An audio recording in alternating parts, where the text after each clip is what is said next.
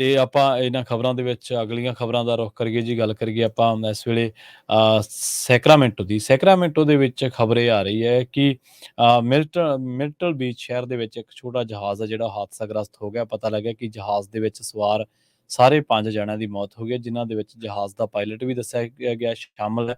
National transportation safety board ਦੇ ਮੁਤਾਬਕ piper PA 32R 300 ਜਿਹੜਾ ਜਹਾਜ਼ ਹੈ ਉਹ ਗ੍ਰੈਂਡ ਸਟ੍ਰੈਂਡ ਏਅਰਪੋਰਟ ਤੋਂ ਉਡਾਣ ਭਰਨ ਤੋਂ ਬਾਅਦ 2 ਮੀਲ ਦੂਰ ਜਾ ਕੇ ਤਬਾਹ ਹੋ ਗਿਆ ਸੀ। ਮ੍ਰਿਤਕਾਂ ਦੀ ਅਜੇ ਤੱਕ ਪਛਾਣ ਨਹੀਂ ਹੋ ਸਕੀ।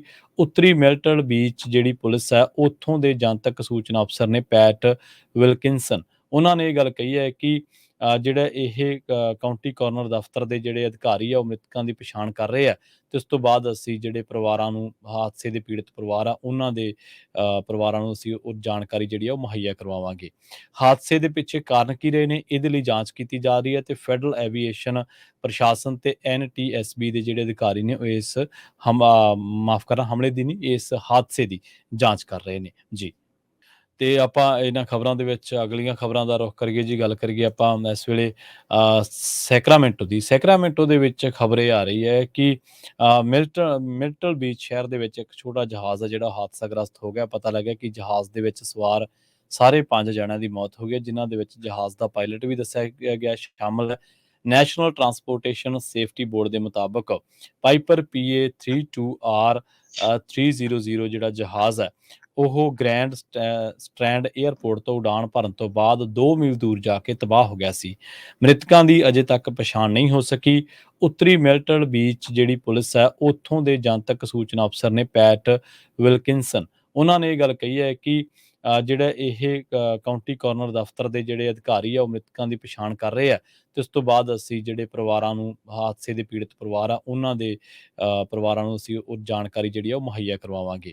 ਹਾਦਸੇ ਦੇ ਪਿੱਛੇ ਕਾਰਨ ਕੀ ਰਹੇ ਨੇ ਇਹਦੇ ਲਈ ਜਾਂਚ ਕੀਤੀ ਜਾ ਰਹੀ ਹੈ ਤੇ ਫੈਡਰਲ ਐਵੀਏਸ਼ਨ ਪ੍ਰਸ਼ਾਸਨ ਤੇ NTSB ਦੇ ਜਿਹੜੇ ਅਧਿਕਾਰੀ ਨੇ ਉਹ ਇਸ ਹਮਲੇ ਦੀ ਨਹੀਂ, ਇਸ ਹਾਦਸੇ ਦੀ ਜਾਂਚ ਕਰ ਰਹੇ ਨੇ ਜੀ। ਤੇ ਆਪਾਂ ਇਹਨਾਂ ਖਬਰਾਂ ਦੇ ਵਿੱਚ ਅਗਲੀਆਂ ਖਬਰਾਂ ਦਾ ਰੁਖ ਕਰੀਏ ਜੀ। ਗੱਲ ਕਰੀਏ ਆਪਾਂ ਇਸ ਵੇਲੇ ਸੈਕਰਾਮੈਂਟੋ ਦੀ। ਸੈਕਰਾਮੈਂਟੋ ਦੇ ਵਿੱਚ ਖਬਰ ਇਹ ਆ ਰਹੀ ਹੈ ਕਿ ਮਿਲਟਲ ਬੀਚ ਸ਼ਹਿਰ ਦੇ ਵਿੱਚ ਇੱਕ ਛੋਟਾ ਜਹਾਜ਼ ਹੈ ਜਿਹੜਾ ਹਾਦਸਾਗ੍ਰਸਤ ਹੋ ਗਿਆ। ਪਤਾ ਲੱਗਿਆ ਕਿ ਜਹਾਜ਼ ਦੇ ਵਿੱਚ ਸਵਾਰ ਸਾਰੇ 5 ਜਣਿਆਂ ਦੀ ਮੌਤ ਹੋ ਗਈ ਹੈ, ਜਿਨ੍ਹਾਂ ਦੇ ਵਿੱਚ ਜਹਾਜ਼ ਦਾ ਪਾਇਲਟ ਵੀ ਦੱਸਿਆ ਗਿਆ ਸ਼ਾਮਲ ਹੈ। ਨੈਸ਼ਨਲ ਟਰਾਂਸਪੋਰਟੇਸ਼ਨ ਸੇਫਟੀ ਬੋਰਡ ਦੇ ਮੁਤਾਬਕ ਪਾਈਪਰ PA 32R 300 ਜਿਹੜਾ ਜਹਾਜ਼ ਹੈ ਉਹ ਗ੍ਰੈਂਡ ਸਟ੍ਰੈਂਡ ਏਅਰਪੋਰਟ ਤੋਂ ਉਡਾਣ ਭਰਨ ਤੋਂ ਬਾਅਦ 2 ਮੀਲ ਦੂਰ ਜਾ ਕੇ ਤਬਾਹ ਹੋ ਗਿਆ ਸੀ। ਮ੍ਰਿਤਕਾਂ ਦੀ ਅਜੇ ਤੱਕ ਪਛਾਣ ਨਹੀਂ ਹੋ ਸਕੀ।